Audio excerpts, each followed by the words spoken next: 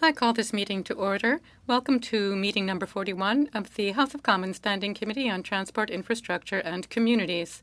Pursuant to Standing Order 108.2 and the motion adopted by the committee on Thursday, February 3, 2022, the committee is meeting to study intercity transport by bus in Canada.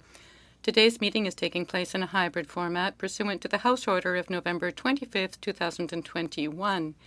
Members are attending in person in the room and remotely using the Zoom application. For us today, we have from the Canadian Urban Transit Association, Mark D'Angelo, President and Chief Executive Officer.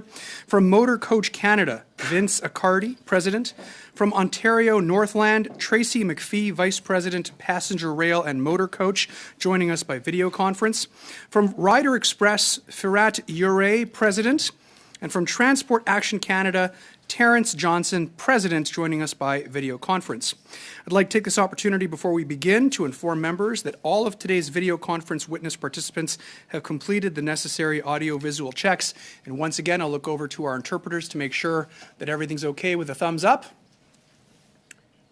Perfect. We will now begin our opening remarks with Marco D'Angelo for 5 minutes. The floor is yours. Okay. Merci, Monsieur le Président. Thank you very much, and good afternoon to all of you. On behalf of the Canadian Urban Transit Association and our members, I'd like to thank the Chair, I'd like to thank the members of the committee for inviting me to speak about Canadians' travel needs. So here at CUTA, we represent the transit industry, including transit agencies, private sector operators, manufacturers, so the makers of buses and vehicles, on-demand transit service providers, and more. So first, I'd like to thank the Government of Canada for working closely with provinces and municipalities to keep transit running during the pandemic. Funding for transit operations was crucial for our frontline workers during the pandemic and for our nation and as it goes through its economic recovery every day. Currently, we're seeing how provinces, municipal transit agencies, and the private sector are filling the gap to connect Canadian communities. So already we have businesses like Transdev and others that are entering the intercity market. BC Transit connects rural areas, for example, along Highway 16, including many Indigenous communities that depend on affordable transportation to the province's economic and industrial centres.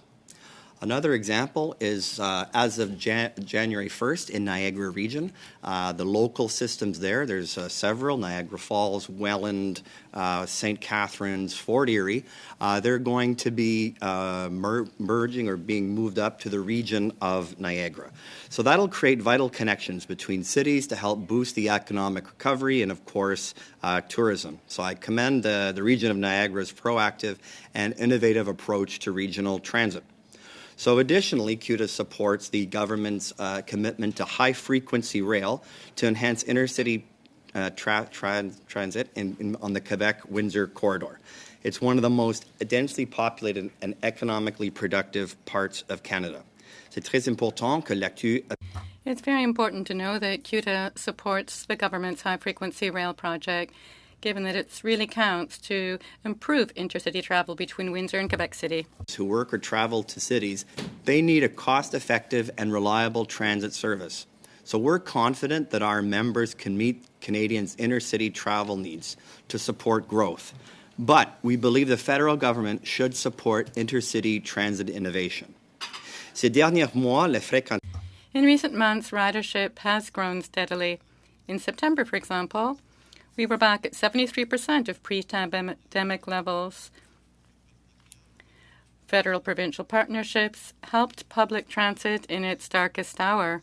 However, much work is left to be done. So most agencies are expecting to find revenue shortfalls in the coming weeks as we enter the new year.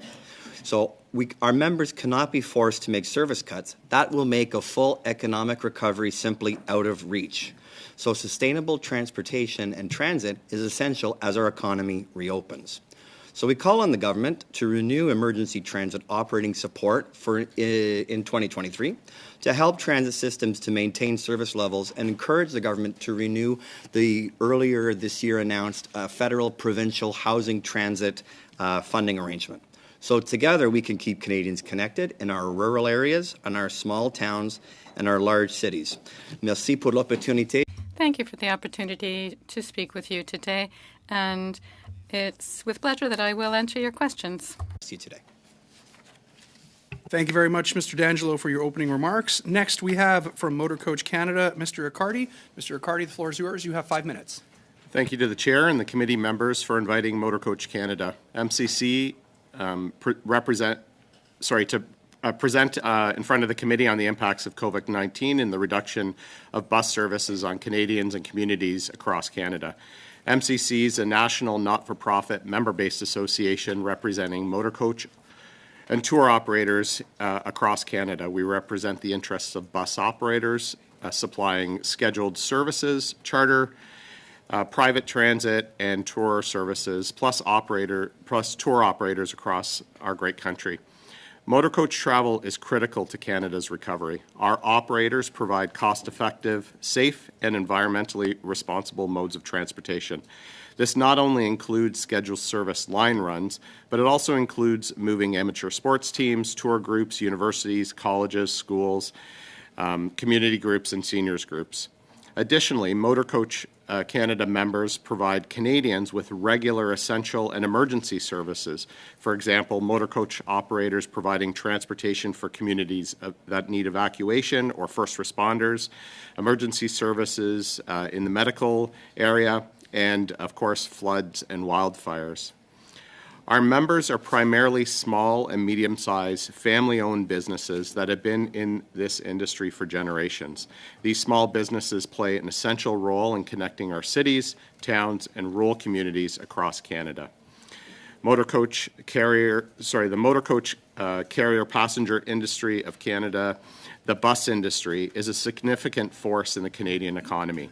The pre-pandemic business activity we had approximately 1,032 companies generating more than $20 billion in operating and non-operating revenues and employing over 118,000 full-time equivalent. Canada's ground transportation network is currently disconnected, with thousands of routes and hundreds of businesses lost during the pandemic, and service providers left struggling to restart their businesses. COVID impacts and Greyhound's departure of Canada after nearly a century has left a lasting impact in Canada's, and particularly in Canada's rural communities, which have relied on buses to connect them to larger towns. Canadians in both urban and rural communities deserve access to affordable, environmentally friendly transportation. As a result of the COVID pandemic, Canadians have lost their abilities to travel from coast to coast on a single ticket through an affordable and environmentally sustainable mode of transportation. Private motor coach operators in a post-COVID environment cannot restart all their scheduled service routes as quickly as they would like. Urban routes like Toronto to Montreal are the first to come back.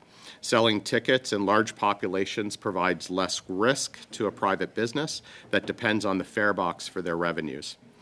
The vast majority of operators are not subsidized. These companies depend on their fares they collect on their ticket sales alone. This means that many rural and remote communities will likely stay disconnected with limited or no transportation options for years to come. Publicly funded transportation providers cannot reconnect Canada alone. This needs to be done in partnership with private operators. Canada's travel economy is driven by more than just airlines, rail services, and marine transportation. Privately owned motor coach businesses across Canada are part of Canada's transportation system and must be part of reconnecting our great country. The Government of Canada public transit investment funds have been helpful in assisting and building stronger communities, fighting climate change, and creating new jobs.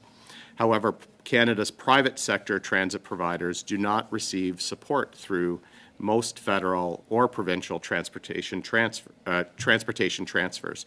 They're often not eligible to apply for these programs or grants, nor do they benefit from HST or GST fuel rebates.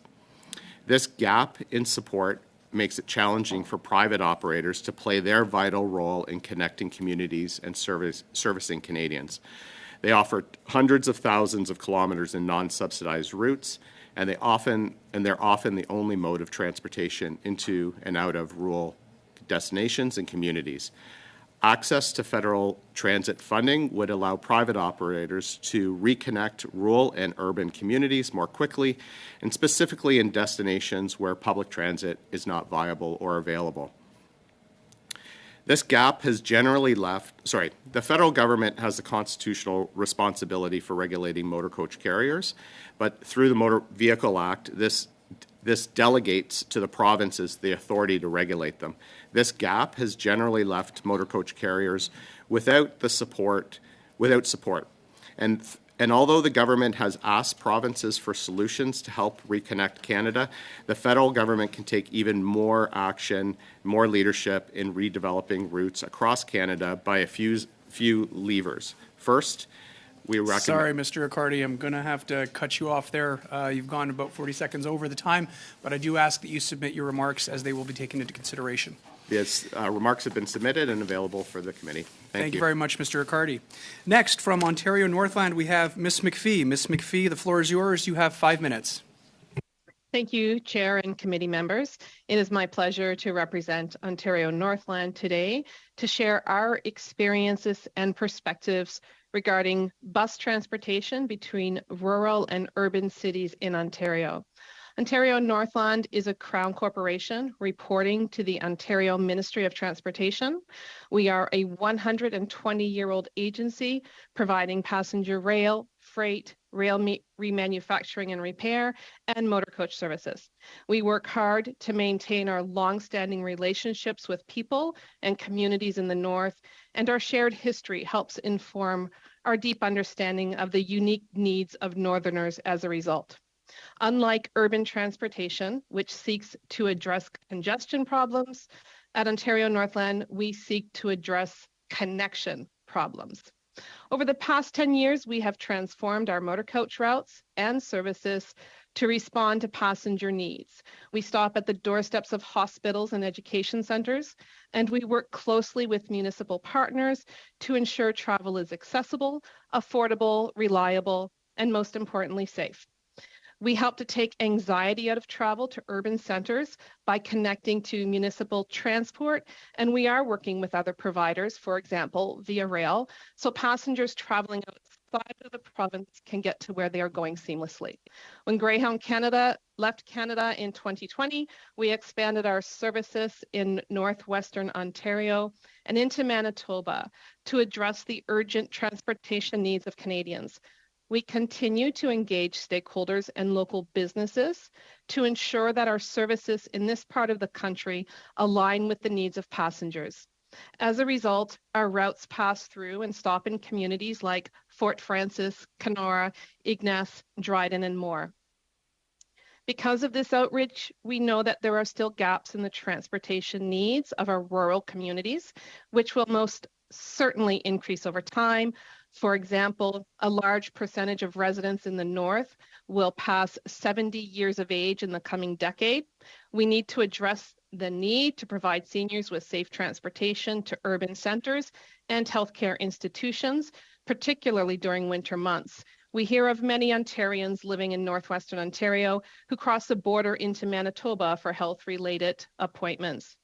There are still many rural, remote, and northern communities that do not have feeder service to connect to our services. For example, the communities of Manitouwadge and Hornpain are both located less than 100 kilometers off the Trans-Canada Highway, but they have no public transportation service to connect to our once-a-day service along the Trans-Canada. At Ontario Northland, our services revolve around access.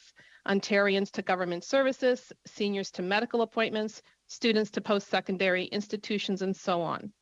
The access we provide is a two-way journey, an opportunity to see and be seen, to explore what makes us unique and united.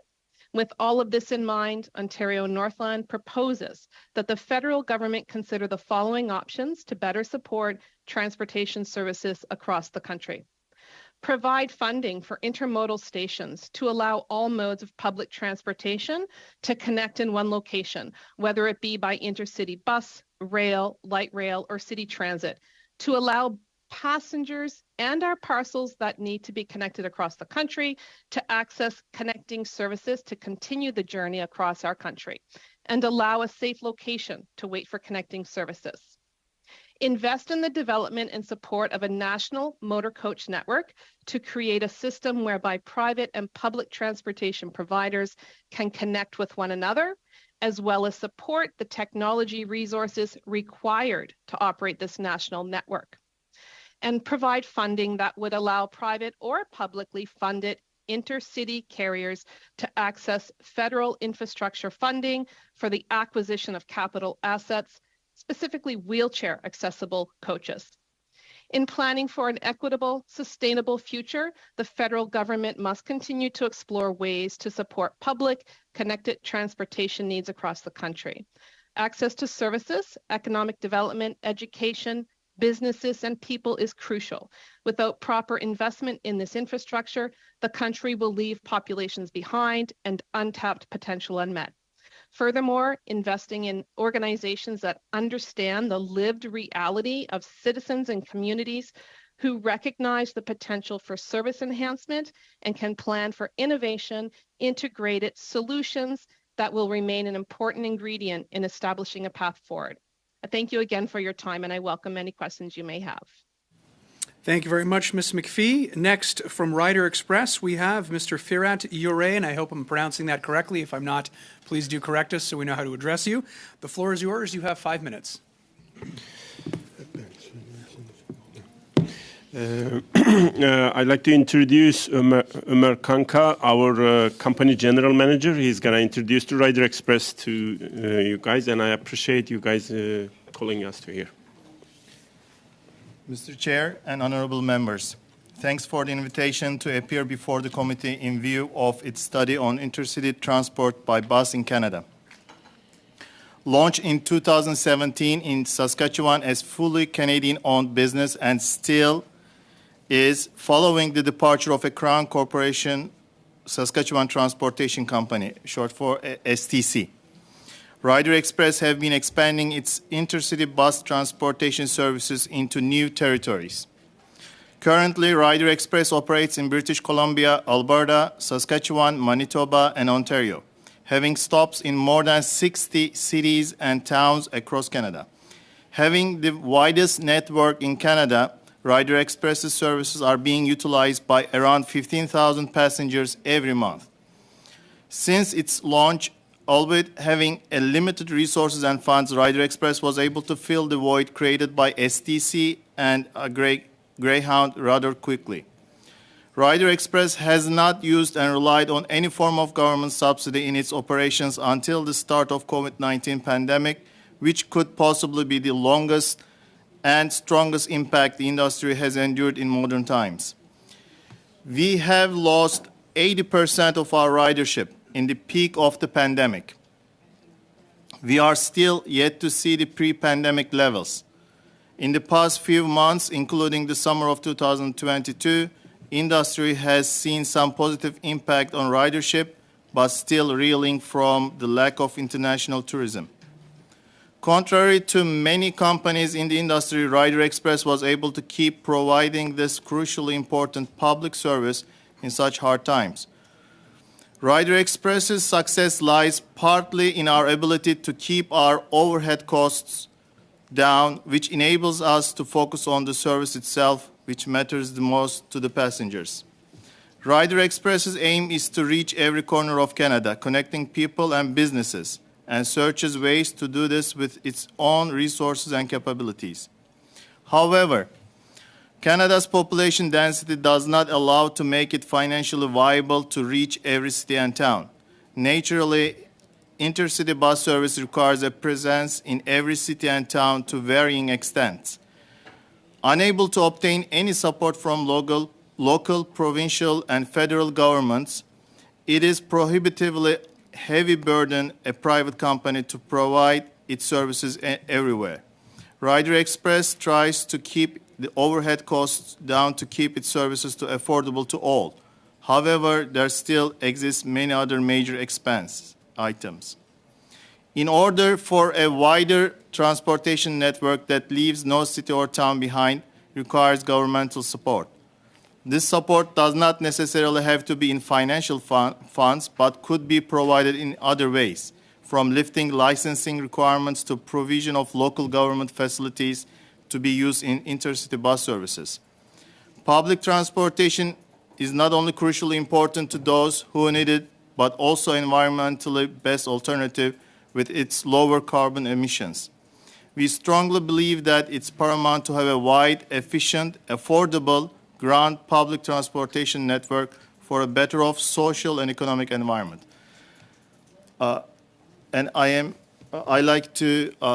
This is our speech, and we welcome the questions. Thank you very much for your opening remarks. Finally, we have from Transport Action Canada, Mr. Johnson. Mr. Johnson, the floor is yours. You have 5 minutes. Mr. Chair, thank you, and I want to thank the committee for taking on this work. The closure of Greyhound Canada in 2021 was the end of a long saga of service cuts across the country. Transport Action Canada, an organisation dedicated to researching sustainable public transportation and representing the passenger perspective, is deeply concerned by the impact of these cuts on Canadians and our communities.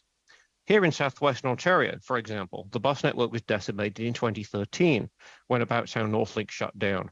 People who'd been taking a bus to appointments at London's hospitals suddenly faced $100 fares, even for volunteer-run ride services. The closure of STC in 2017 had similar spillovers into healthcare, as discussed in some papers I've referenced in my notes to the committee. Following the national inquiry into missing and murdered Indigenous women and girls, our federal government has an undeniable moral responsibility to restore an essential network of safe mobility that reaches all communities, large and small. Mr. Chair, I wish I had a succinct policy solution that would quickly clean up the mess left by First Group PLC's decision to abandon Greyhound Canada and abandon Canadians, but we don't think it will be simple. There have been calls for nationalisation, but it would be a blunt instrument, ignoring the struggles and successes of Canada's locally owned and Indigenous-owned operators. Companies like Casper in Ontario, DRL in Newfoundland, Mountain and Mike's in the Kootenays kept essential services operating through the pandemic as best they could, despite financial losses. Neither can we ignore the role of public service operators. Ontario Northland and BC Transit have been instrumental in closing service gaps. There are also grant-funded services reaching many smaller communities, and the Rural Transit Solutions Fund may build on those. In some cases, public and private operators have forced partnerships. In others, competition has caused service losses. Although the regulation of intercity buses is delegated to the provinces, what happens in any part of the ecosystem often affects the whole, with national consequences. Northlink's closure weakened Greyhound's London hub. The shutdown of STC cut both passenger and package traffic from Greyhound. The end of Greyhound West cost Maritime Bus $500,000 worth of package traffic. On the one hand, deregulation of the industry in Ontario and Western Canada has allowed new entrants to step up. Reinstating routes into Quebec took longer. On the other hand, deregulation has allowed chaos. Routes have been started and shut down again with little or no notice. A few city pairs now have 4 or 5 bus lines competing. Most communities still have nothing. Canada's bus network has also existed largely in competition with via rail, to the detriment of both modes and of passengers. Maritime Bus is an exception to this and should be seen as a role model, like Amtrak's throughway model. To nurture the complex ecosystem of public and private services that is emerging across Canada back into a thriving network, we believe the federal government must reassume the role of regulatory stewardship and take a systems approach with a nuanced touch. Passenger information is key. Greyhound used to serve as an agent for connecting carriers. That's gone. The would-be passenger is on their own. Trying to collate information about routes and schedules, even as a researcher knowing where to look, is like swimming through mud. Some of the smaller bus lines don't have the resources to keep websites up to date. Even the larger companies lack accessibility features. Most do not publish general transit feed specification data, so their services don't appear on Google Maps or other common platforms. This information deficit doesn't do the industry any favors either. Discoverability fills seats. BusBud, a Montreal-based startup, is trying to solve this problem and provide an online ticket gateway for bus and rail. Expedibus in Quebec is making a similar effort to put the interline package network back together between operators in that province. However, a nationwide non-profit clearinghouse for package and passenger connections, together with a framework for passenger rights and managing disruptions, would strengthen the industry by making bus travel far more dependable and attractive.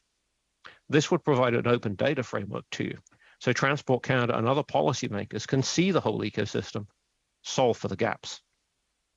Terminals. Passengers need a safe place to wait, and with Greyhound went most of the remaining terminals like Calgary, Ottawa, and London.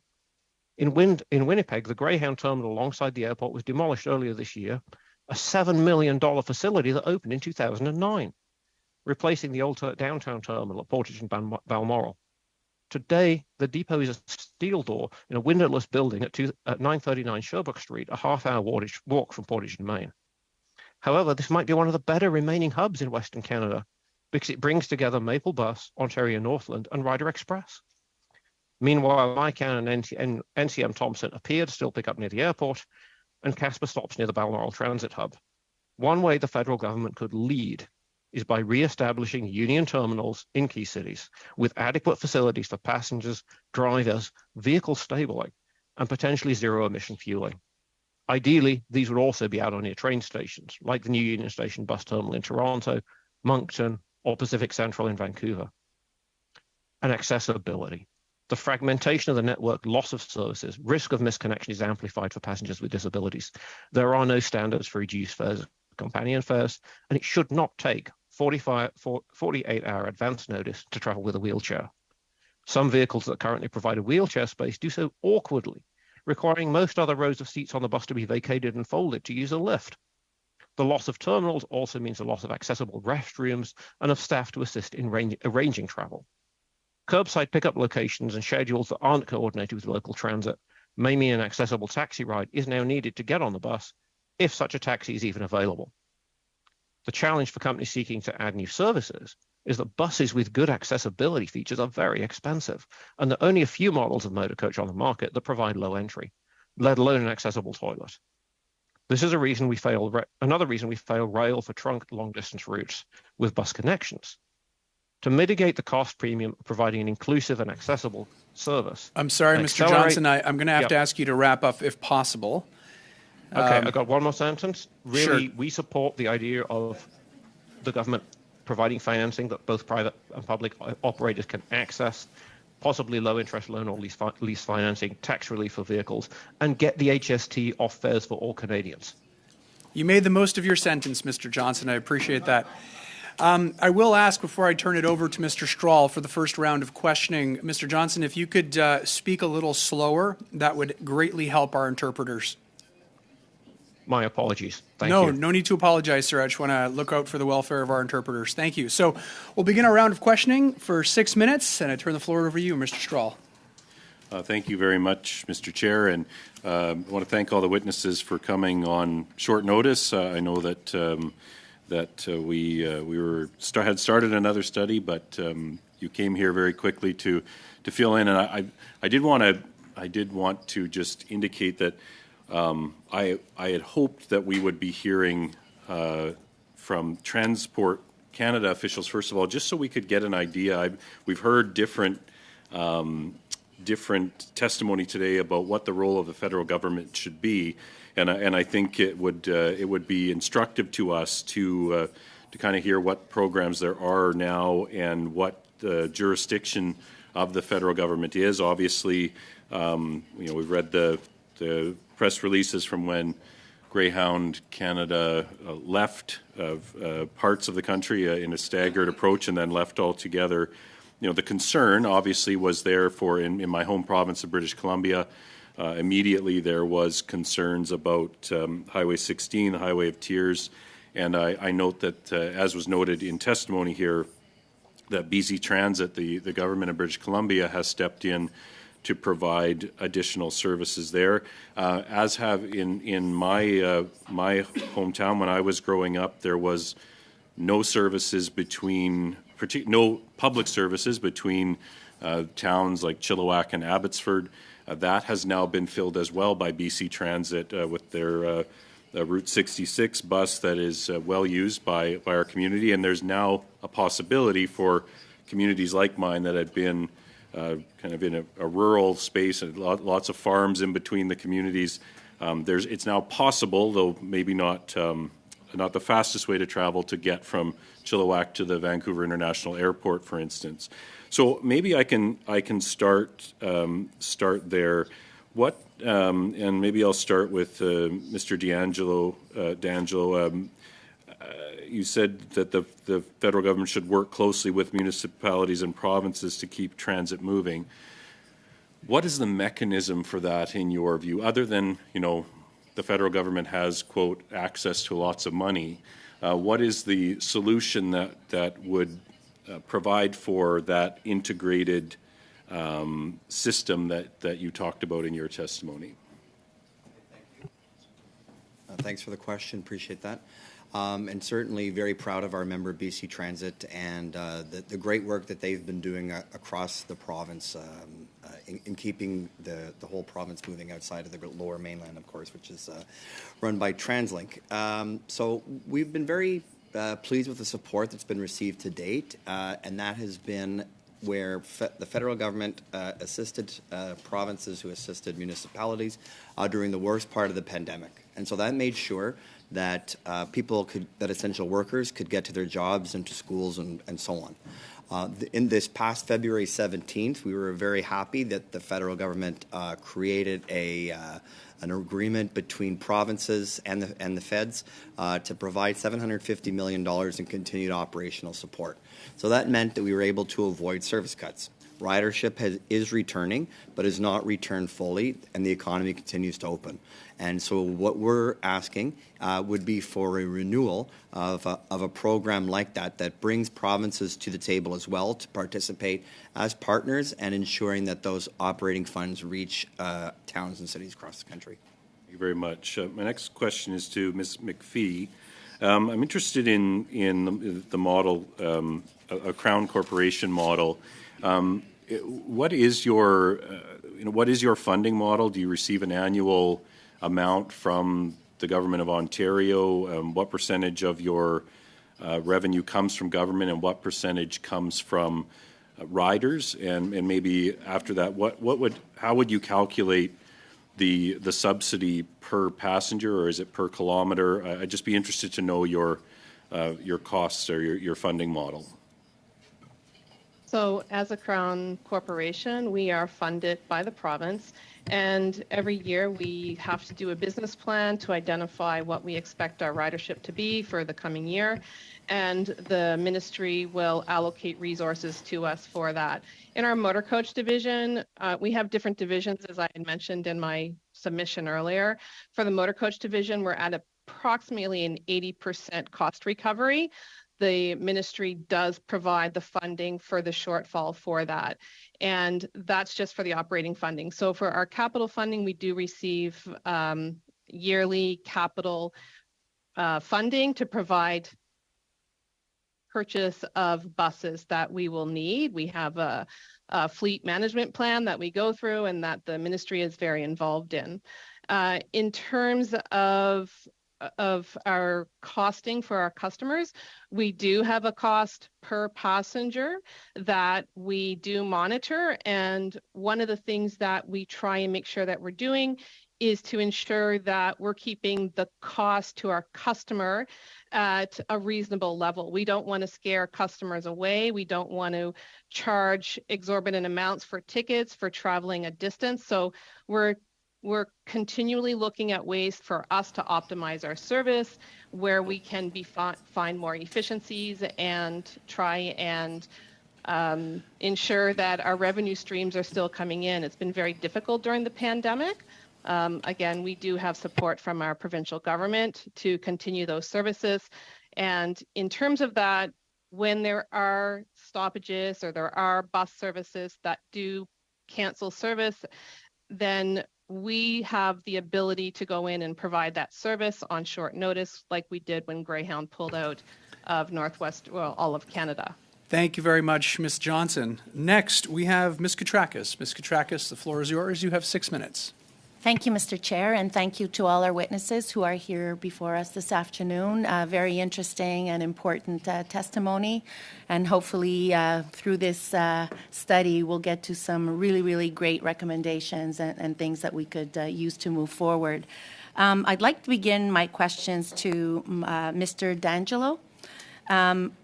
Thinking outside the box, and I know that you spoke about very many different options, but are there alternatives to the traditional Greyhound coach service, such as smaller, maybe chartered buses, for example, like ride sharing? Is there any room for new technologies available in that regard, in your opinion? And thanks for the question. Indeed, there is.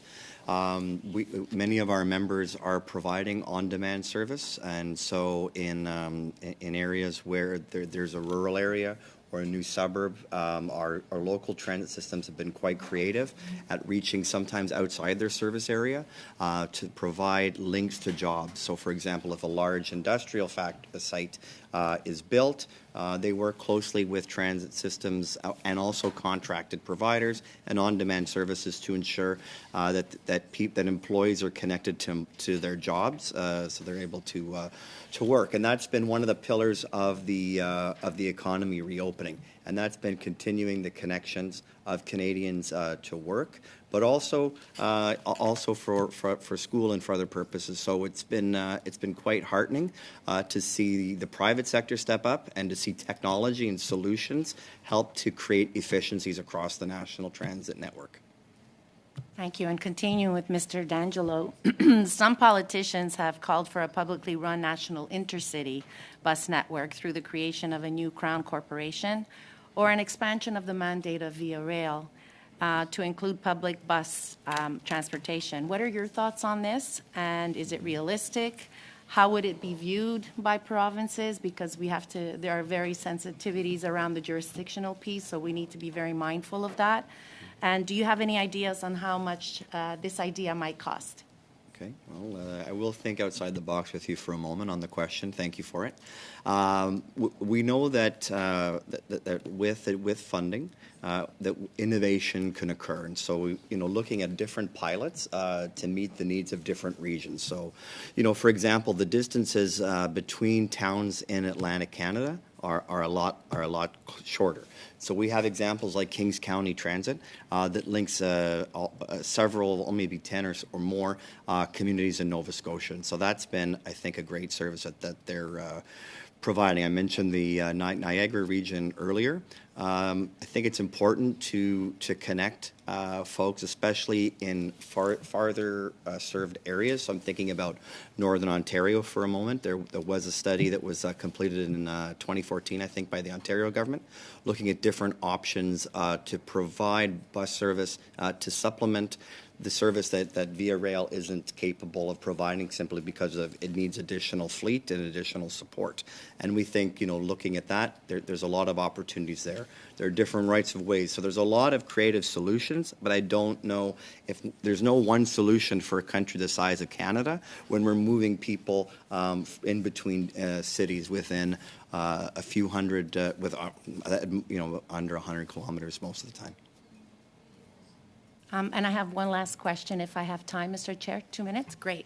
So my last question is to Tracy McPhee. Really nice to see you again. I saw you in person when I was passing through Edmonton this past summer at the Railway Association conference, so it's really nice to see you again. In your view, will the proposed high-frequency rail project have implications for intercity bus travel? And if so, if you could elaborate on that piece for us, please. So the high-frequency rail is in a corridor that we do not operate in right now with Ontario Northland.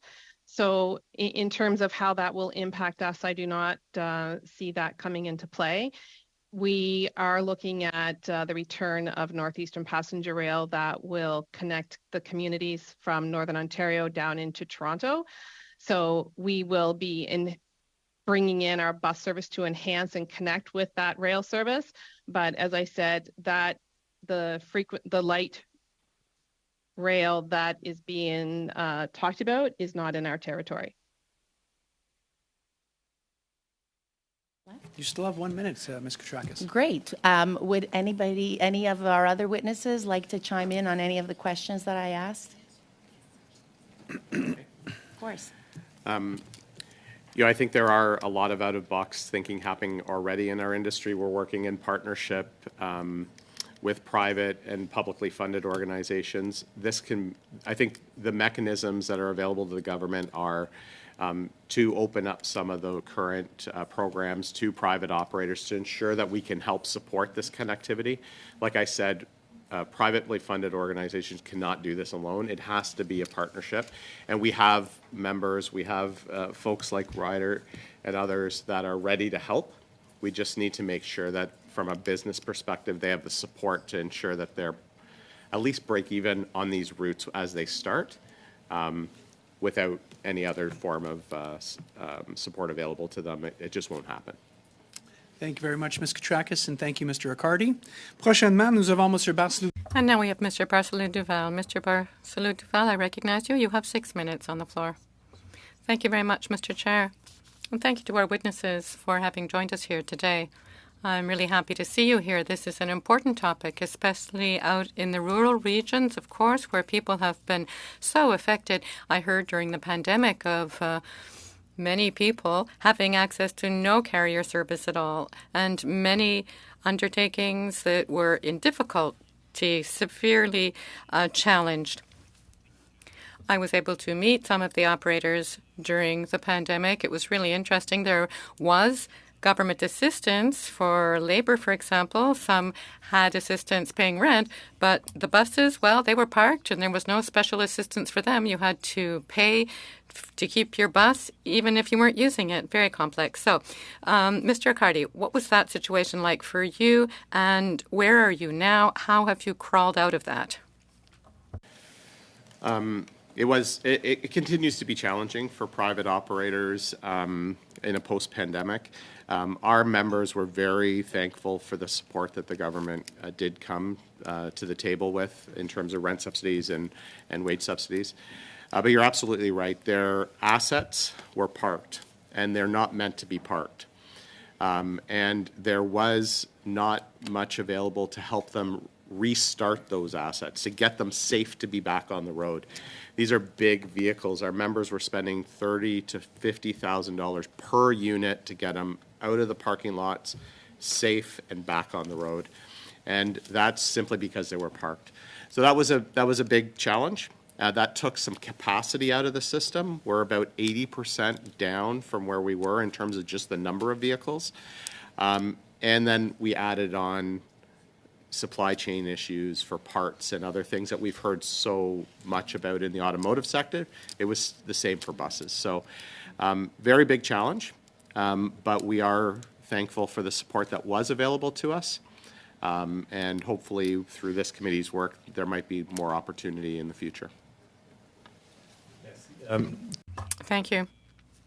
A little earlier, you mentioned that it's really important to have the private sector play a role to help serve communities. And in some cases, from your point of view, it would require some government support to manage, given that not all itineraries are paying itineraries. You also said that there are ways to be supported other than by direct funding. Could you tell us more about that? Because I thought that was perhaps very helpful. What are these other approaches that the government could use? Well, thank you for giving me an opportunity to finish what we recommended part of my submission. Certainly, tax incentives are helpful. Fuel rebates, private operators do not get fuel rebates, HST or GST. These are levers that are available to the federal government to make happen now. And then, of course, programs that would support development of cross-province routes, just to ensure that there's no shortcoming while the route's being developed. I know that is a form of a subsidy, but it's really what we're calling, a gap funding for subsidy development. And this is where our publicly funded partners are just maybe not able to provide those services, or where there are no services but a public or privately funded organization. Merci. Thank you. My next question will be for Mr. D'Angelo. During the pandemic, it There was one-off assistance from the federal government to help keep public transit alive, going through provincial governments, which did redistribute those sums to their organizations, their local companies, and so on. I was able to meet a number of public transit companies who told me that that was helpful, public transit organizations, but that they needed more because they still haven't managed to work through all the difficulties that began then. And I've heard some ask for ongoing stable funding from the feds to the transport sector. Some say that could be useful. Infrastructure is funded, but operations aren't funded. That said, these entities report to the provinces and municipalities, not to the federal government. So how could we work up something that would make sense? Perhaps you've thought this through? Thank you, of course. It's quite a challenge. Given that Quebec networks and Canada's networks are always happy to try to build more infrastructure and add zero-emission vehicles, but operating all that system, that costs a lot of money. And it's more difficult to ask for more public funds to directly help operate things. So we'll need to find some solutions. As you've said, there are billions for large investment projects. But we need more funding to keep up operations and service lines for the public. We need to find the right approach to this, the right way to do this. And one would be to renew the 17th of February agreement through next year, up until such time as the economy really works its way back to 100% ridership. Mr. Bachrach, the floor is yours. You have 6 minutes. Thanks so much, Mr. Chair, and thank you to all of our witnesses. I think this is a really important study. I come to this from the perspective of a part of the country that is predominantly rural and remote communities, and I was thinking about it. I believe that transportation options, particularly for low-income folks in rural Canada, are worse now than they have been in 100 years. We used to have a train that ran on time, a passenger rail system that was given priority on the rail corridor. In the part of the world where I live, the train might be 8 hours late. And we used to have a bus service, a national bus service, where you could travel from coast to coast on a single ticket, and a service that served almost every rural community in the country. And now, as we've heard, we have a patchwork that fills a fraction of what Greyhound used to serve. So I think this is a huge gap in our country, and it has truly national implications. And so I'm very appreciative that the committee has made time to talk about this issue. I wanted to start by talking about the issue of leadership. And what we've heard from the witnesses so far is the need for someone to pull together all of these strings and to create something from what exists, this patchwork of public and private bus options across the country. And perhaps I'll direct this question to Mr. Johnson. I wonder who in Canada right now is best positioned to provide that leadership?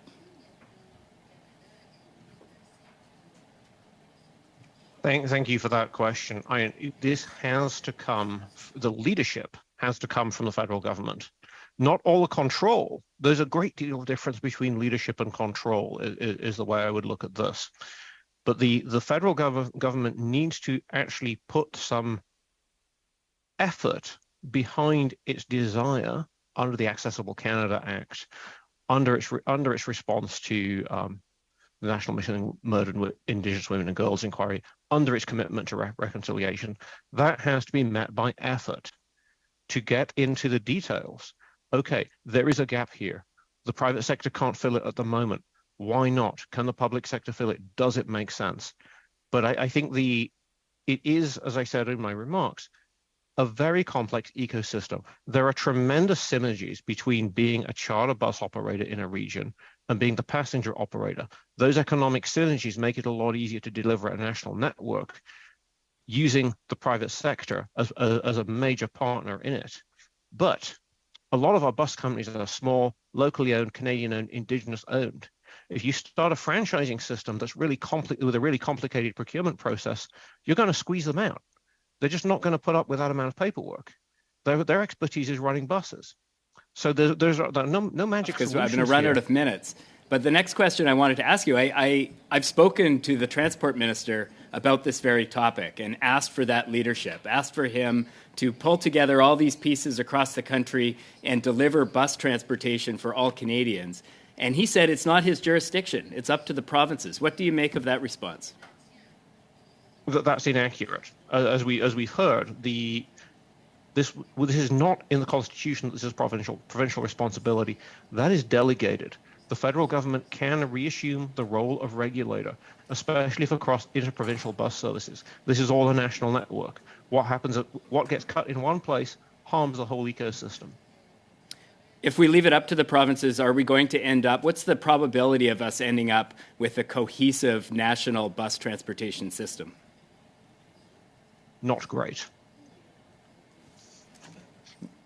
Turning to our friends from the transport or the bus transport industry, I'm curious today what percentage of Greyhound's peak network has been restored? Maybe I'll start with Mr. D'Angelo. I don't know if this is a question you'd have at your fingertips or Mr. Accardi?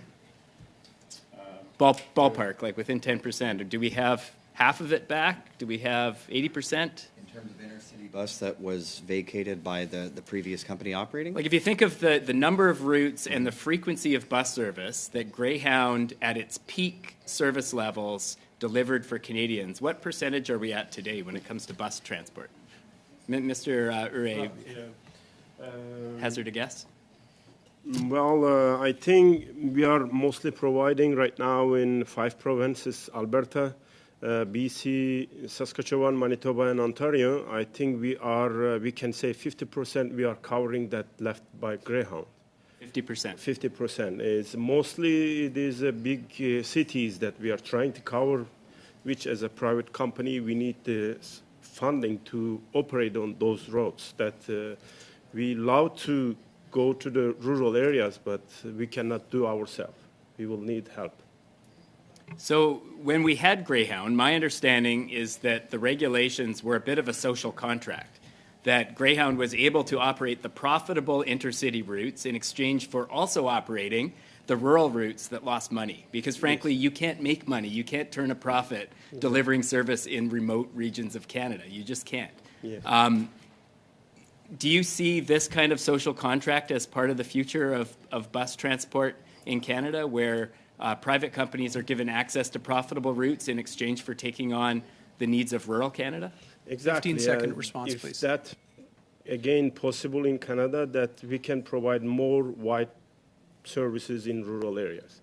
Because right now, if you don't mind, we are right now competing with other companies also, all those big cities, profitable roads. And if we are competing, it's going to be hard for us to expand our services to different small towns. Thank you very much, Mr. Ure, and thank you, Mr. Backrack. Next, we have Mr. Muse. Mr. Muse, the floor is yours. You have 5 minutes. So let me also ask some questions of Rider Express, because you talked about the fact that when you filled the void left by STC, for the first few years until the pandemic, you were able to operate, without any funding or public support. So when do you, what has changed since 2020 in terms of the routes that you're offering, and when do you think, you could be back to a point where that might be the case? Or is that not going to ever happen at this point? Definitely it's not going to happen that we can cover as much as Greyhound used to cover. But like I said, currently we are providing these services close to 60 cities. There's some routes that are not making money that we are providing from the other routes that making money, using those routes to keep that service up and running. Because what we do is connection service. If, let's say, the one route doesn't make money, then if we cut that route, that the connection is not going to happen. So that business style is rely on the connecting the people, connecting the cities in each other, then it creates some volume of passengers that we can operate.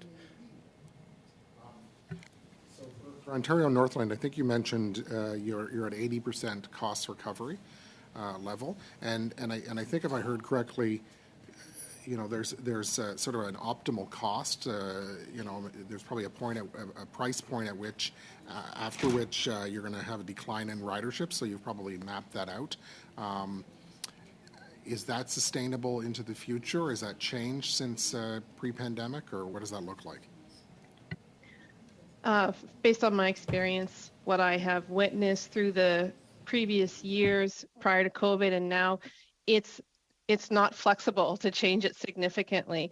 If we do a 10% increase, if we were to do that, that's detrimental to passengers that are trying to take the bus service. So there is very little appetite to be able to increase the fares to a point where we would cover our cost, because at that point we would lose people that are relying on our service and that have no other option to take any other transportation across the country. So a question as well, and I think it was alluded to, sort of bus parcel express. I remember using this in the 90s to get stuff from Toronto to Ottawa, and you could do stuff, within a 5-hour time frame versus overnight couriers. Is that given, how many people are getting Amazon deliveries at their doorstep? I mean, there's a big uptick in parcels, right? So is that a potential future revenue stream, or are there other potential future revenue streams, whether Northland or the folks from Ryder Express, that can help contribute to the business model? I think the biggest challenge that we see in trying to connect parcels is not within our own network, but to other carriers. We don't have appropriate locations to switch off parcels. So in Ottawa, for example, we don't physically have a location where we can leave parcels to send them across to Quebec to connect with Maritime Bus. That was a huge loss of business. So it's not so much in our region that the parcels we're carrying within our own territory is not enough to sustain the operations. We need to be able to connect with other carriers. And as I had mentioned in my submission, if we don't have these locations to do that, we can't be doing it on the side of a highway. It's not safe, and we just don't have the capacity to do that. The location is the biggest problem for us, and it's expensive overhead for us. So the one thing the federal government or provincial government can help us to create a location, safe location for passengers and also for parcels. That brings us. You have 1 more minute, Mr. Muse. Okay. When some years ago, when I lived in Calgary, there was the red arrow, and I think it exists in other parts of the country as well, which Mr. Chahal may know as well. And at least my view of it is they offered a higher end service from downtown Calgary to downtown Edmonton that competed with air traffic, right? So it was often a better option than flying, both in terms of cost and in terms of comfort. And so is that a potential opportunity given the mess at airports these days for whether in Northern Ontario, whether in Saskatchewan, whether other parts of the country where that might exist? If I think it's really good news that Aero Services is coming to Ontario as well to help supplement bus service there. And there's also other examples of businesses in the United States as well that are providing more comfortable service, an overnight service where there's some sort of bedding and a higher end service. There was a recent piece in the New York Times that did a survey of going from Atlanta to Washington D.C. So there are opportunities out there. It's about creating the value proposition, but that may involve subsidizing those routes and looking at really creative options, because a lot is possible. Thank you very much, Mr. D'Angelo, and thank you, Mr. Muse. Next, we have Mr. Rogers. Mr. Rogers, the floor is yours. You have 5 minutes. Thank you, Mr. Chair, and thank you to all the witnesses that are with us today. Welcome, and I particularly enjoyed your testimony. We do know, of course, that busing and other forms of transportation have been major challenges due to COVID and other complications that arose from that.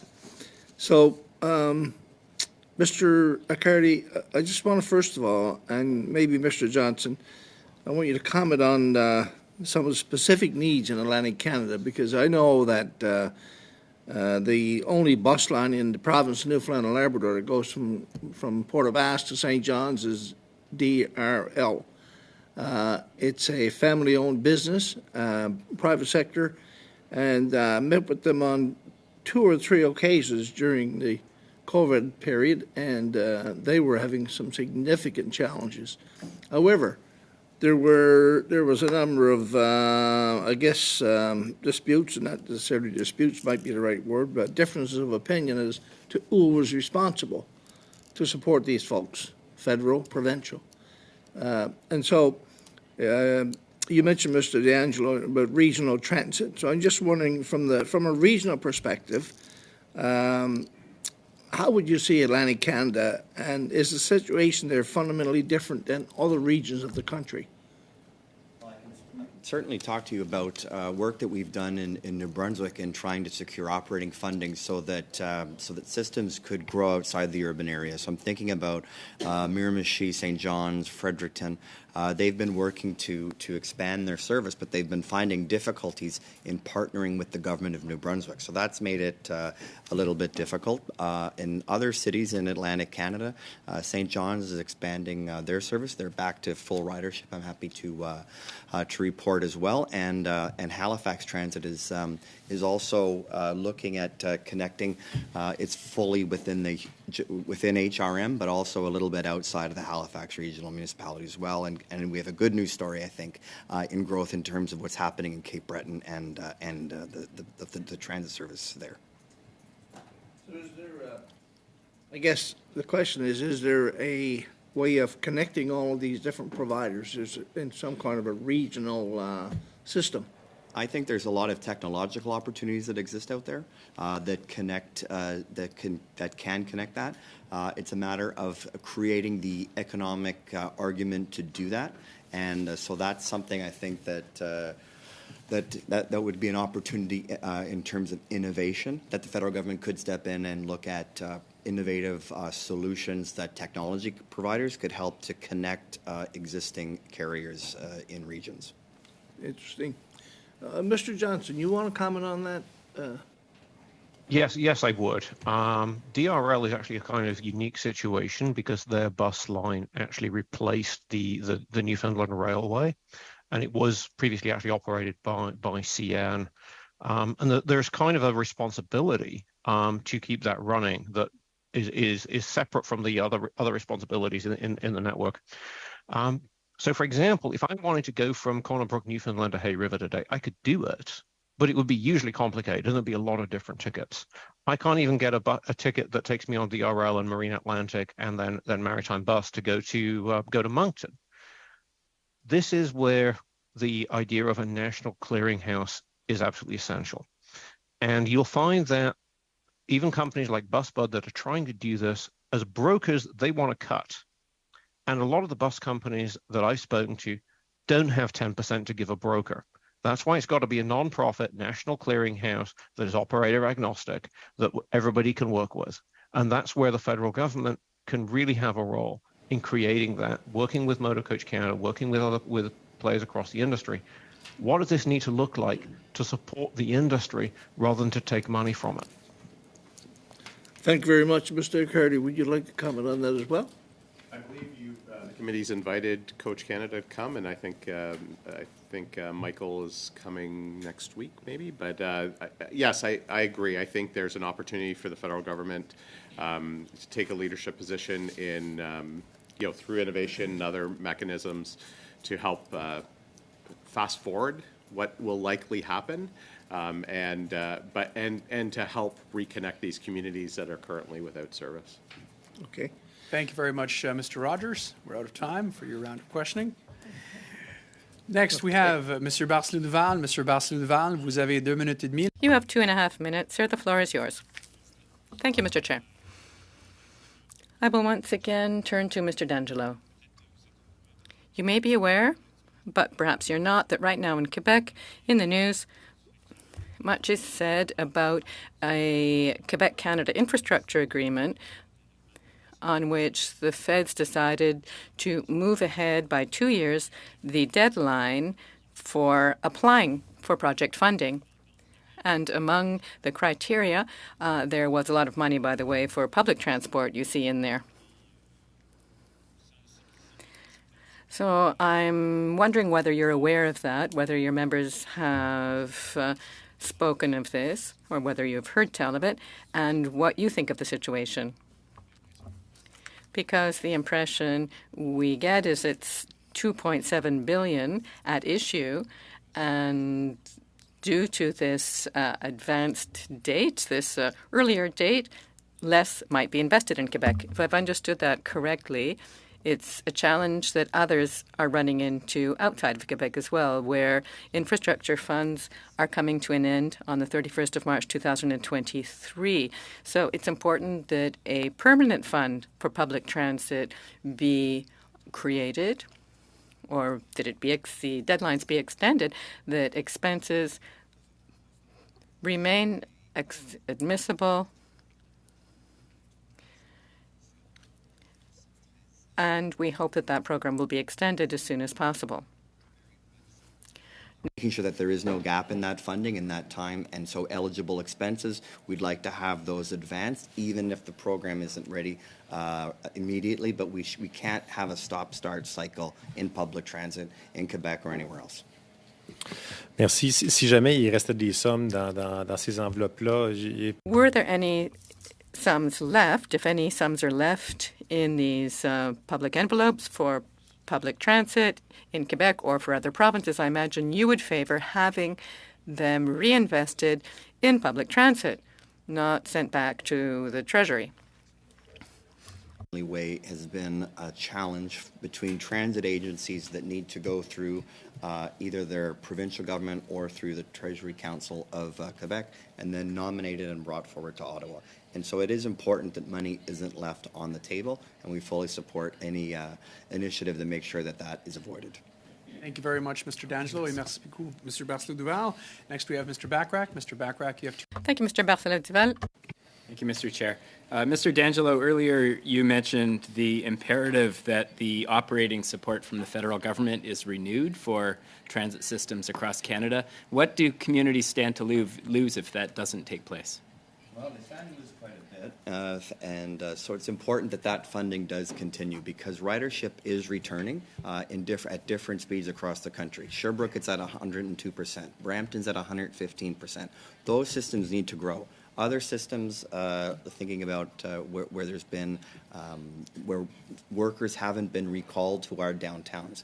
It's affecting our economy, so it's important that transit systems are maintained. And then you have in our larger centres where there are connections between cities, it's important that those are strengthened, and not doing so. The cost of not doing so, it took 18 years after several cut budgets in the 1990s for ridership to return to where it was pre-pandemic. Thank you. We heard previous witnesses talk about, this vision of a coherent national system that has consistent service delivery for Canadians, and things like ticketing, pricing, scheduling, service standards, accessibility of buses, condition of stations, all of these things. And we also heard that the federal government has a leadership role to play in ensuring that consistency across the country. I'm curious, I wanted to push back a little bit on this idea that a public model isn't possible in a country like Canada. And I'm curious why that is. Is it because of the incumbency of the current private sector players in the mix? Why would a public model not work in Canada? Maybe we'll go with whoever would like to tackle that. Mr. Accardi, do you want to take a stab at that? I think there's a lot of resources in the system. There's a lot of players like we have here today that are willing to help. I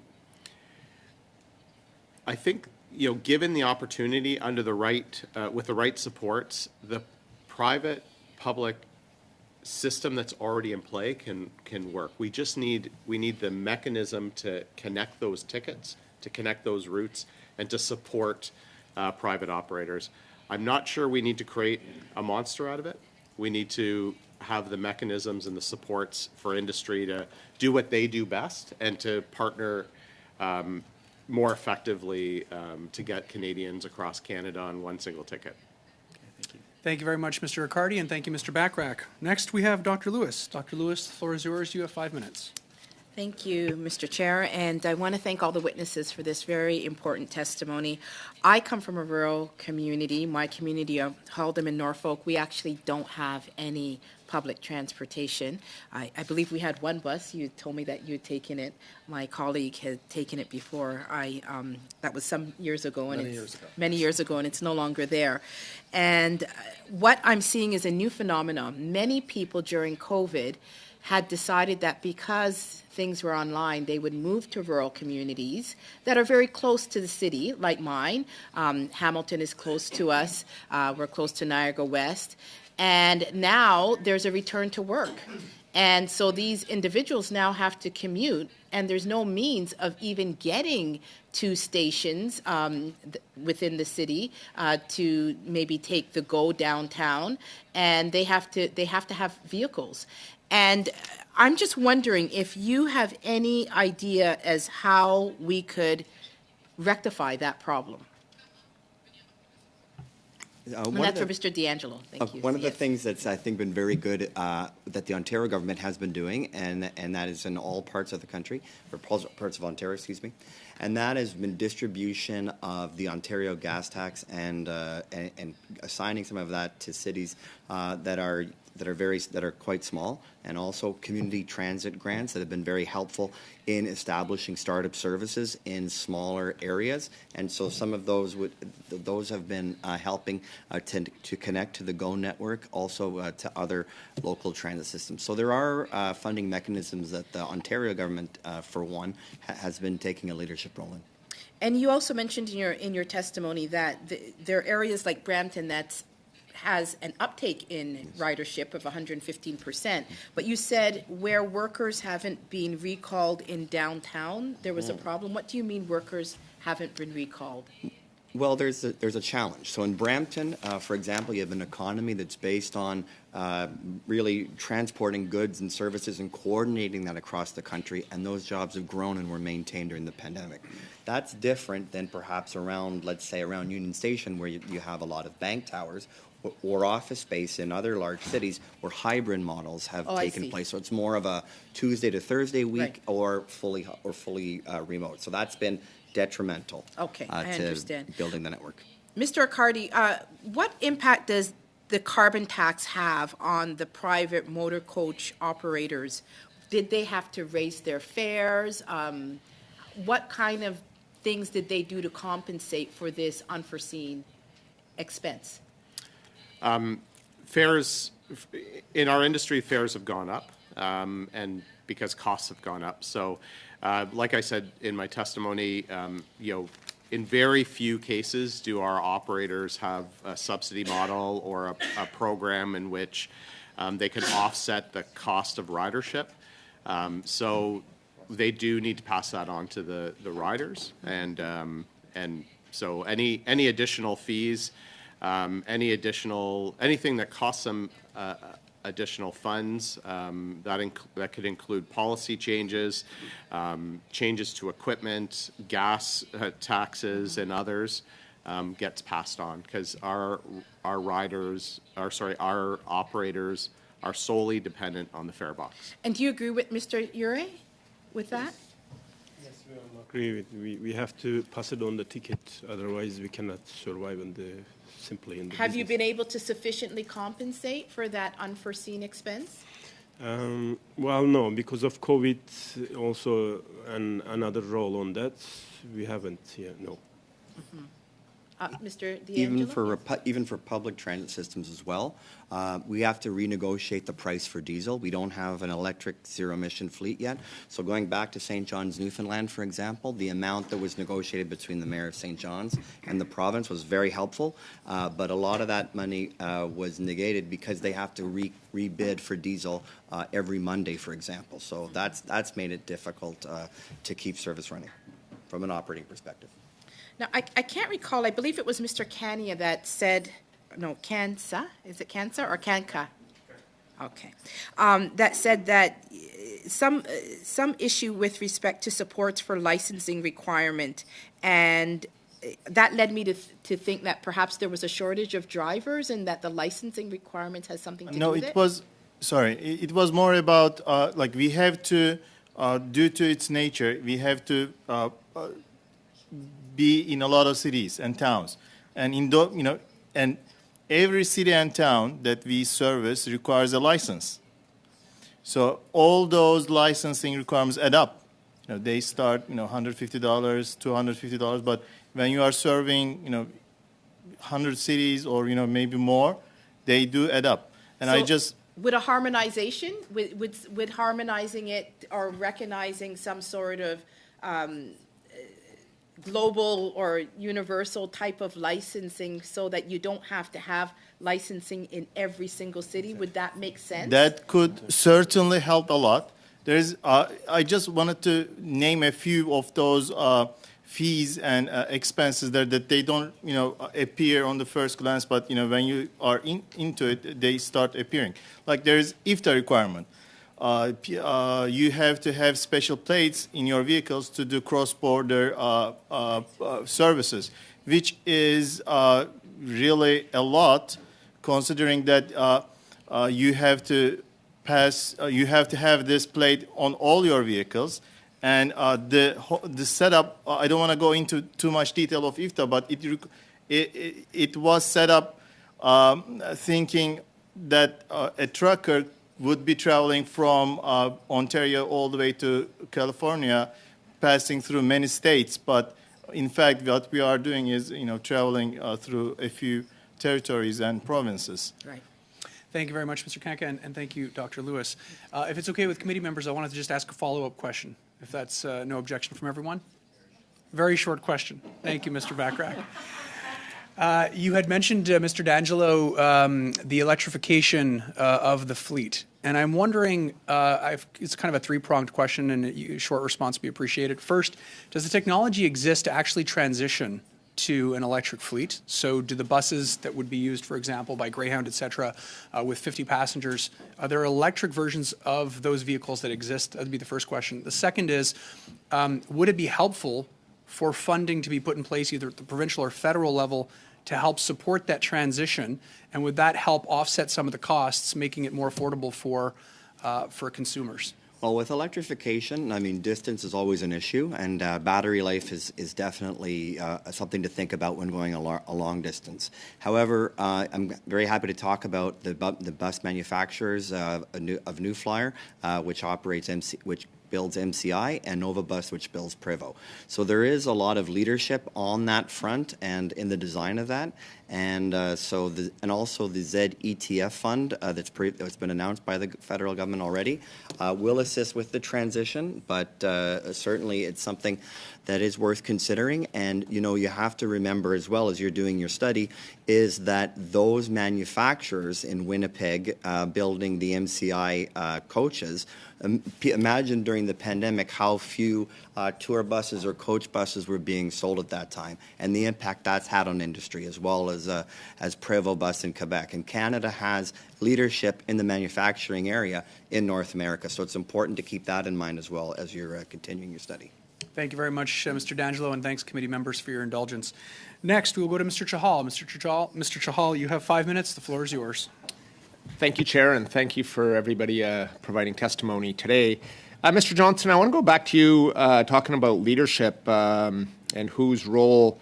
I know in 2018 there was a federal provincial intercity bus task force. I'm wondering, are you aware of the results of the work done on that task force and the collaboration provided between the federal government with the provinces? And what was the result of that? Thank you for the question. Actually, I'm not aware of any deliverable results of that task force. It is slightly before the time I became National President of Transport Action Canada. I was mostly working on advocacy in Ontario at that time, but I am not aware of that task force having actually resulted in the federal government taking any concrete action to address the problems that exist. Mr. D'Angelo or Mr. Accardi, would you have information on that? The response of the provinces in looking to collaborate further to create, in Western Canada, better coordination and opportunities to work together? Are you aware of any of the provinces looking to do so? No, it's been a challenge we've worked hard to build relationships with the government, with prairie governments on that. Alberta, we've had a great deal of success with their meeting the federal government halfway on operating funds and on looking at expanding services. So we hope that continues, and we hope that we appreciate the private sector work that's being done in Saskatchewan, and I think that there's more to do in connecting communities in Manitoba, and that's also been cited by Amalgamated Transit Union in the study that they did as well, needing to connect communities that are north of Winnipeg safely. I'm aware that the provinces are actively looking at this and probably working with their neighboring provinces, but I don't think that's going to get us a solution that will get Canadians across Canada.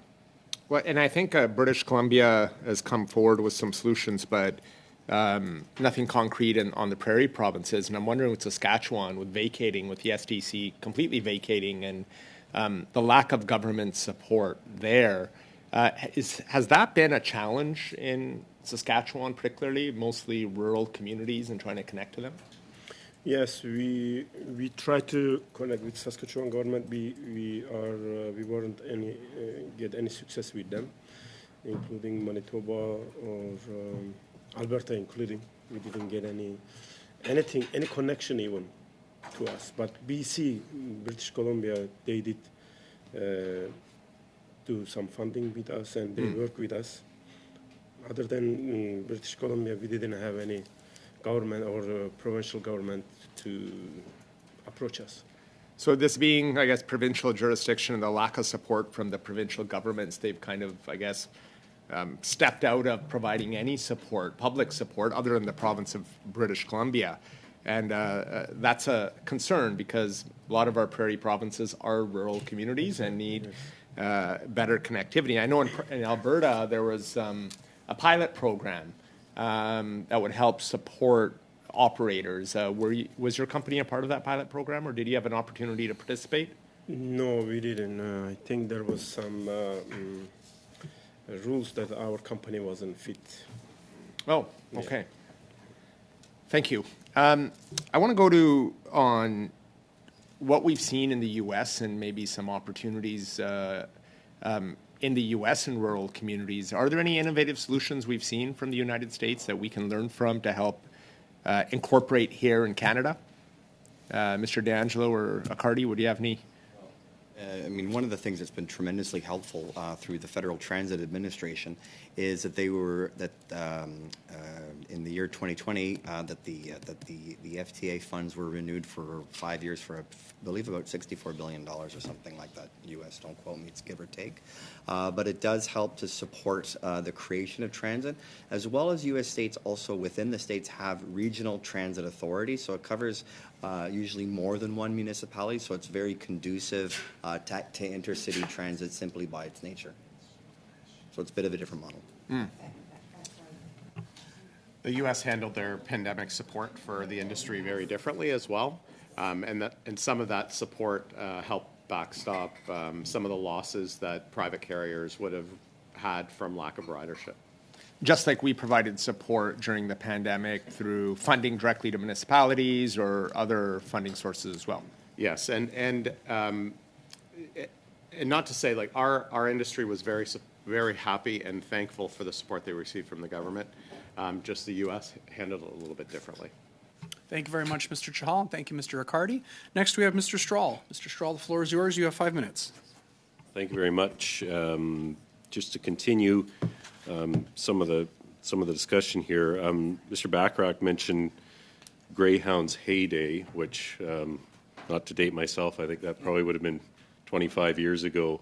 I certainly recall in again, speaking about my region, when the Abbotsford Airport became a regional hub and welcomed WestJet at many years ago, 25 years ago, and it's become many Canadians who perhaps previously used Greyhound because of they didn't have another option, maybe now using, especially with fares being low right now and some of the airlines, Flair, Swoop, the discount airlines.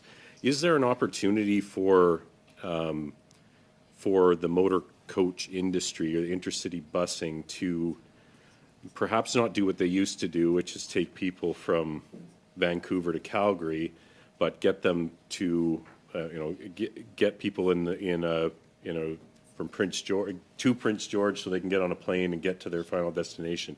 Is there any vision for connectivity with small regional airports who perhaps are able to carry passengers that buses used to carry, but now that is being done with a different mode of transport? So I guess my question is there interoperability or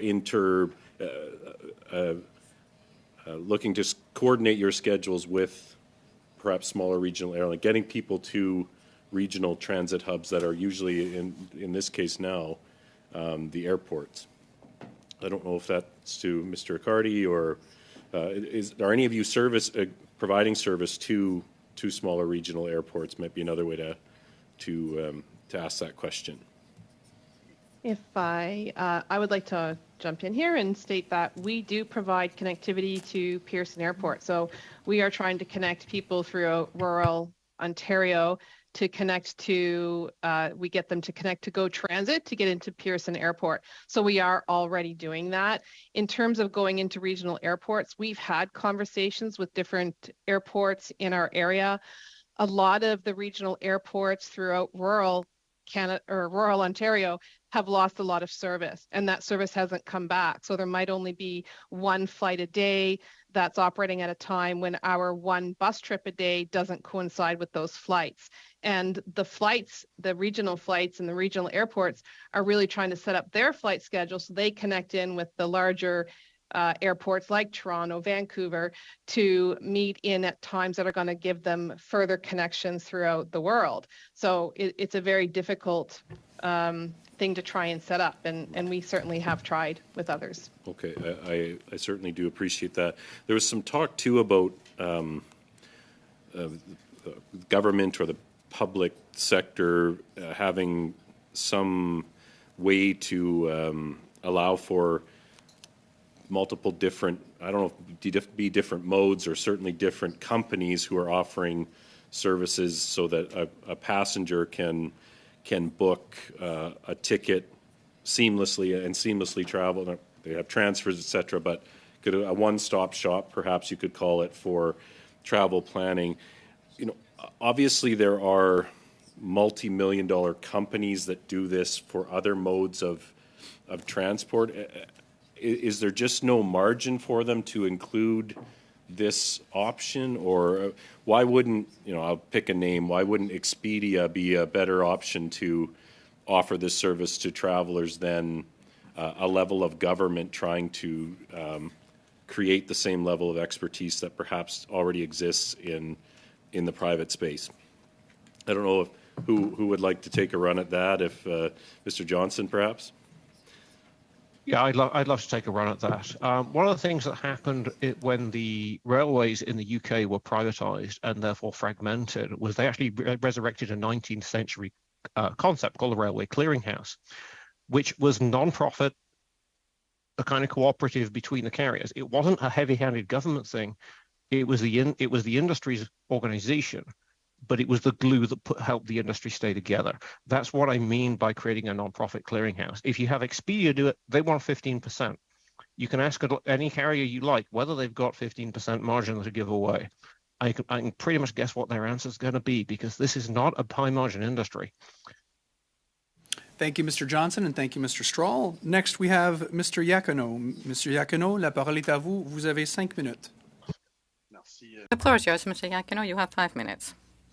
Thank you, Mr. Chair.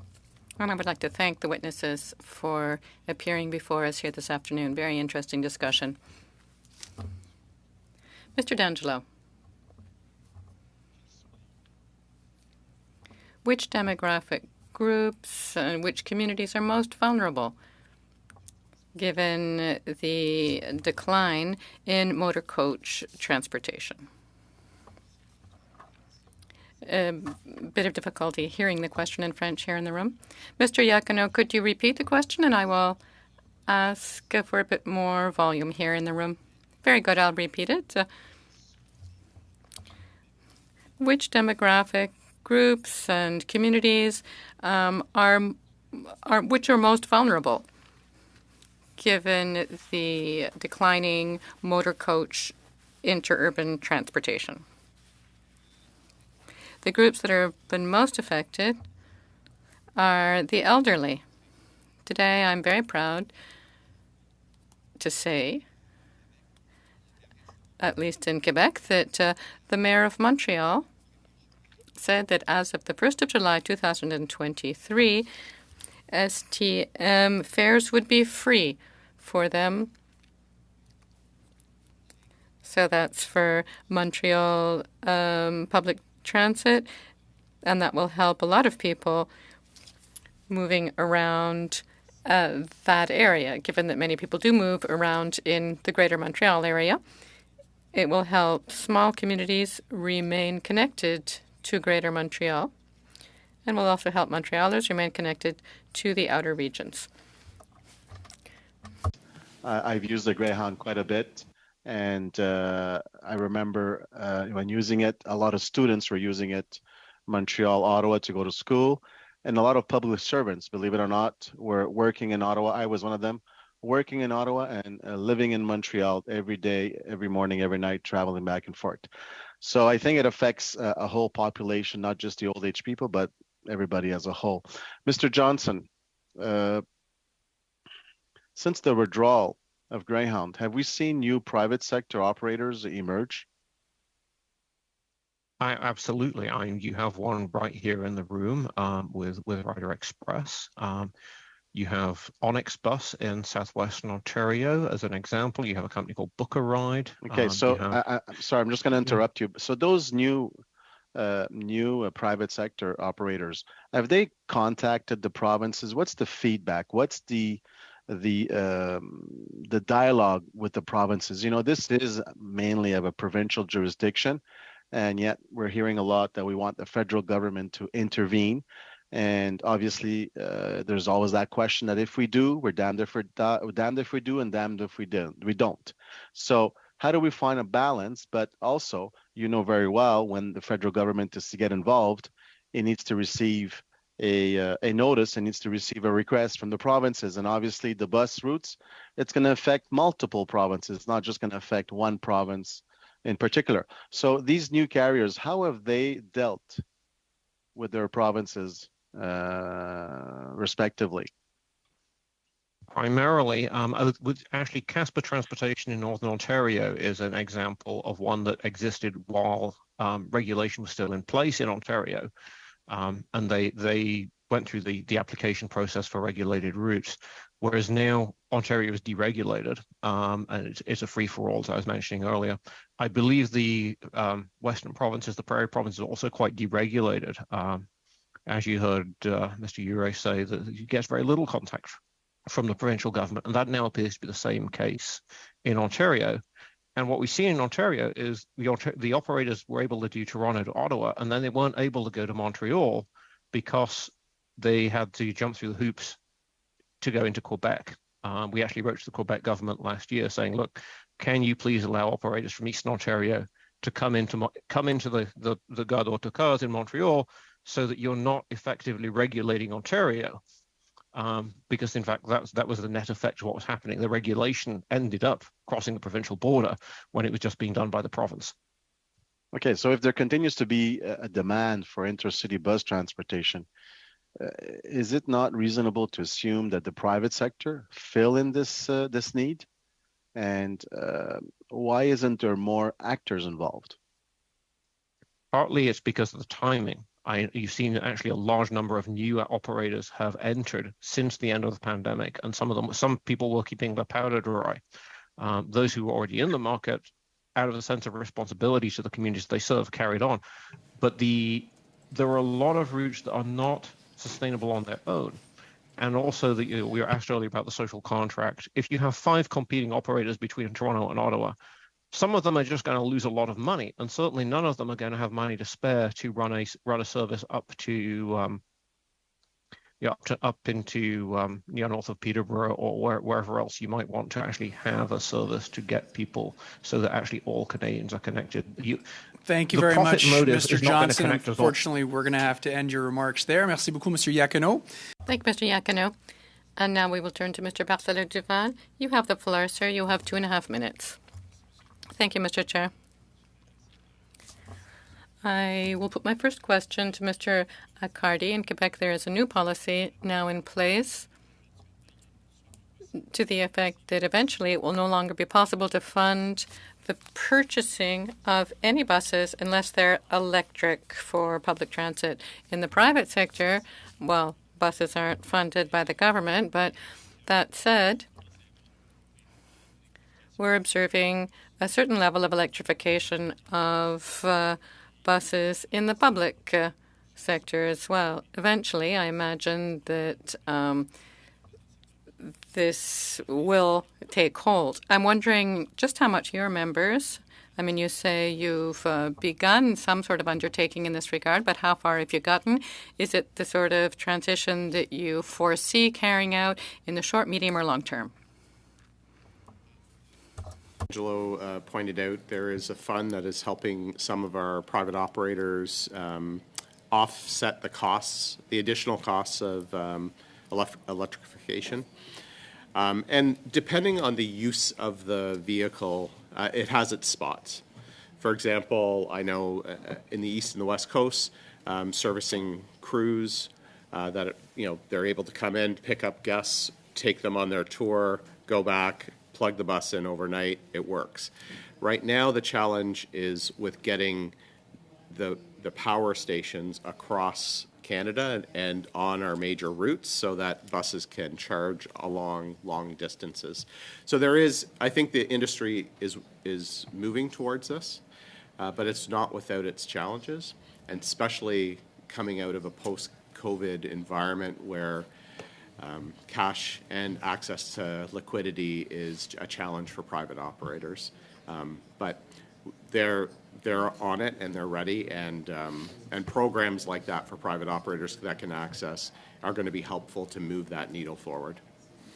Merci, parce que moi-même, je suis un Thank you, because I myself use an electric vehicle. That's what I drive, and there are some challenges involved with that, of course. But I also see that driving from the Montreal area to Ottawa, it seems that, for some of the itineraries, even if they're very long, it would be logical to think that it would be possible to operate those routes, those itineraries, given that once you get there, you plug in for a couple of hours, the driver will probably take a break and have something to eat. And if you're driving, it's important to stop every once in a while in any case. And if you just organize your stops 4 times when you need to get something done, it works.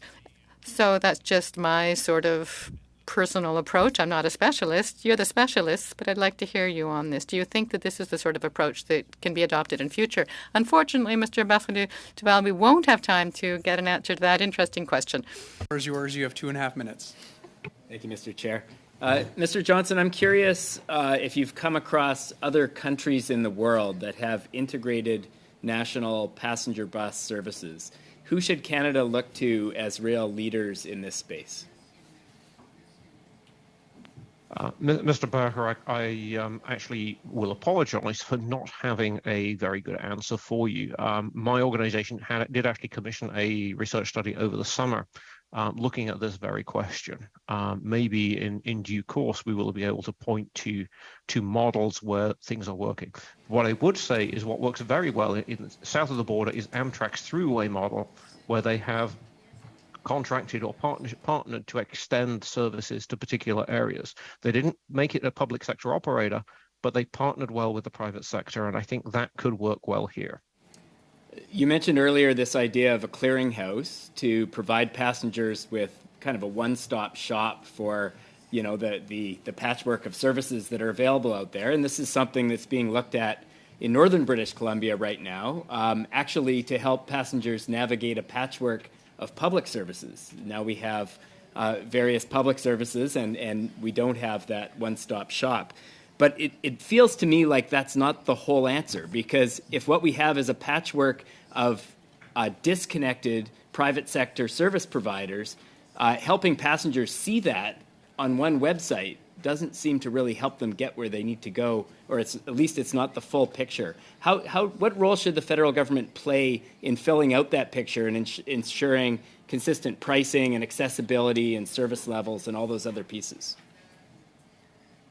Yeah, thank you for that. I think the part of the problem at the moment is the average wannabe passenger can't see that there are services where they want to go. A lot of people don't know that there's any bus service to replace Greyhound. So clearing that information gap will actually help make the whole thing a lot more sustainable.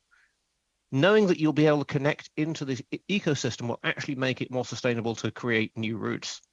The federal government can really address, as we said, the vehicle affordability question, the safe terminal and connection question. These are things the federal government can do that do not create a large subsidy to any one player, but do help the industry to function really well. Then you can see, okay, here's a gap. Now we can really think about how we solve for this gap. Is this an appropriate thing to work with the municipalities and the province to make that a publicly funded service like BC Bus North is? But at the moment, I don't know that Transport Canada even knows where the gaps are. Thank you very much, Mr. Johnson, and thank you, Mr. Bachrach. Next, we have Mr. Muse. Mr. Muse, the floor is yours. You have 5 minutes. Sure. So my question is for Mr. Kanka, because you had started to talk about some of the fees, but then, of course, the time ran out. And so, you know, here we have a private sector success story in filling a gap in transit, and you're being choked by various fees and red tape, no doubt, from the government. So maybe you can just, you know, continue your answer in terms of what are some of those challenges that you're facing. Certainly. Thank you for the opportunity. So to start with, there are many of them. To put, you know, there is no time to list here, but one of them is certainly the local municipalities licensing fees. You know, you have to have the business license to be, you know, doing the service in the city, which is, you know, we are there only to pick up and drop off, which is not really, you know, a service for full day. And then the IRP, which I started talking about, which is a huge cost. IRP, or within IFTA, is a special plate that you have to do the cross-border intercity bus service.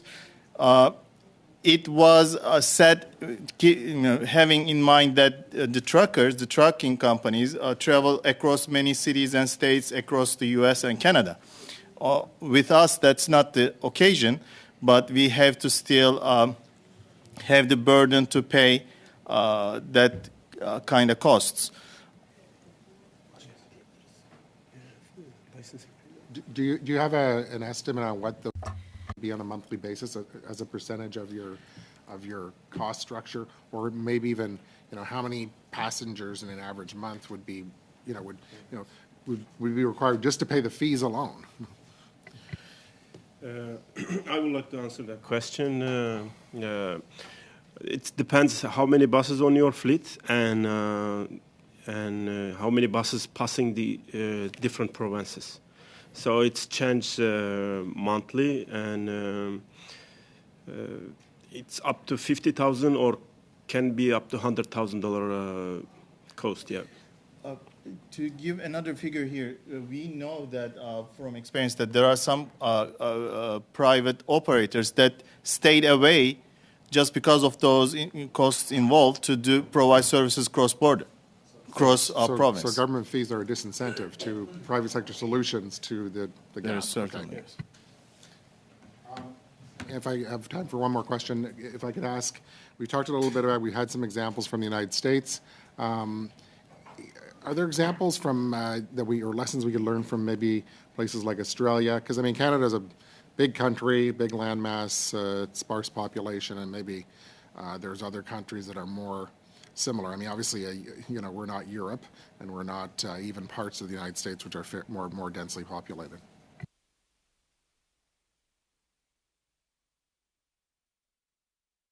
Examples? No.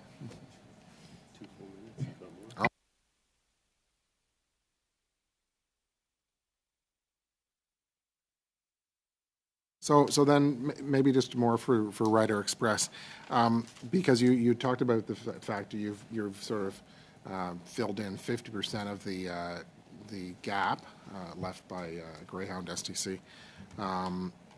So what has contributed to that success? So you've got different sized buses. You're probably not running 50 passenger buses. Is there on-demand service? Is there scheduling? Like, what are the things that are contributing to making that successful?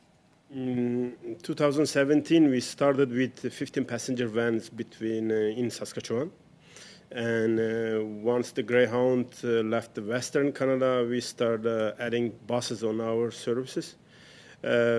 Our success comes with the connections. We do connect the 5 provinces together. And partially we are working with Ontario Northland. Passengers can travel from Vancouver to Toronto. That we are connecting them in Winnipeg with the same location.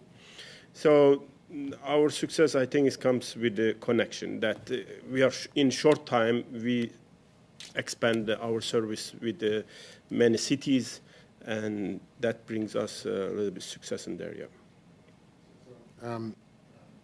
Mrs. McPhee, is that similar? What's happening with Ontario Northland, that you've been able to expand that over time, or hope to continue to do so? We're working really hard to create the relationships at each end of our service, wherever we connect with. And part of the challenge with that is if you're operating one service a day and the distance that we're traveling, that each carrier has their own way and business model of what they're trying to solve in their region and in their area. So when you're traveling over 2,000 kilometers and you're trying to do that in a one-day period, there's going to be some areas that you connect with that are in the middle of the night. So if you're connecting with a carrier in the middle of the night, they may have a different operating schedule that completely disconnects. And so when you don't have that safe location to wait, you don't have that same terminal to go to, that's where it creates problems. So on either end of the province of Ontario, and for us connecting in Winnipeg or in Ottawa, those are the issues that we're running into, is trying to make sure that all of our services are at the same time, but that's very difficult to do because of the vast distance that we're covering. Thank you, Ms. Johnson, and thank you very much, Mr. Muse. And finally for today, we have Ms. Koutrakis. Ms. Koutrakis, you have 5 minutes. The floor is yours. Thank you, Mr. Chair. Over this past summer, I was holding a series of roundtables on supply chains. And one of the themes that kept coming up, whether it was thematic or regional in nature, was the importance of collecting data. So I wanted to ask Mr. Johnson and Ms. McPhee or any other witness that may have this information, are we doing enough on collecting data? Because before we could recommend, we need to have data and try to find out where the gaps are and how we could do better when we're designing programs. So my question is, do we know whether Statistics Canada is collecting on intercity transportation, including bus service? I am not aware of Statistics Canada. What I do know is that as a provincial agency, we have to have all of our information together in terms of our ridership. We do submit that. I know that the province of Ontario does ask the other carriers that operate within the province to share that information on ridership and have that data available for where there is bus service and where there is none. do we feel, or do you feel that there's a need for a survey to assess the transportation needs of intercity travelers, especially post-pandemic? I think it would certainly help. I think that the more that we know, the better we can respond to it. And I think one of the big things that we're missing that we need to talk about in this conversation as well is that there's a lot of First Nations communities that don't have access to bus service, and a lot of First Nations communities are located off of the main highways. So it's really important for us in terms of population and trying to get them into our service to consider what we can do to make sure that we're providing safe transportation for them as well. And it's as if you read my mind, because my final question is, I was just thinking solution mode. So could a solution be to offer transportation subsidies to less fortunate individuals or communities who might be effectively stranded without intercity bus transportation? And how do you recommend, or how would you see those forms of subsidies if that's a solution? I absolutely see something like that. I think a lot of the First Nations communities that I've spoken with and communicated with, if they could have some type of funding to allow them to provide transportation out to a main highway, to a location where they can connect with our service. We started a new service with the city of Elliott Lake, and we don't provide the service. It's located off the highway, but they received that Community Transportation Fund grant that was mentioned previously from the province of Ontario. They use that funding. They have a school bus that connects with our service. And as the carrier, we provide the back-end support to do the ticketing. So all of the city of Elliott Lake has to do is make sure they have transportation coming in and out of their community. They're on our ticketing system. They know when passengers are arriving, and that model has worked really well. So if there's other models like that the federal government can support, I think especially with First Nations communities, would be a really good, a good thing to have happen. So, Mr. Chair, I don't know if I have any more time. You have 1.5 minutes left. So it's Christmas time, and you're here with your asks. So what would be your number one ask that we should be including in this study as a recommendation to really tackle this very important issue and find solutions? Anyone? If I could go first, it is that clearinghouse, because, as I said, a lot of the operators don't even have general transit specification feed data on their websites that people could access to find out what service are. We've tried. I spent hours and hours trying to work out who's running what where, and in some cases it's really hard. I don't know whether Northern Express's website is up to date for services up to Northern Alberta. I can't even tell whether Frontier Coach Lines is still running to Yellowknife. I don't know. I've tried to figure it out. So this is getting the data, as you were asking earlier. Does anybody collect the data? It's been very, very hard. That is it, Ms. Katrakis. Thank you very much, and thank you, Mr. Johnson. On behalf of the entire committee, I want to express our gratitude to all of our witnesses for their appearing today and for sharing their testimony with us. For those appearing and joining us online, I would ask you to kindly log off now. And I turn to colleagues for some housekeeping that shouldn't take more than 2 minutes. As you know, we have to approve the budget for this study on intercity bus transportation, as well as the proposed draft budgets for the possibility of us visiting the ports, which we were not able to do in the fall. Obviously, whatever is approved here still needs to be approved by Liaison Committee and the House, but this is at least getting the first step underway. Do I have any objections to approving these 3 budgets? 2 budgets. Right.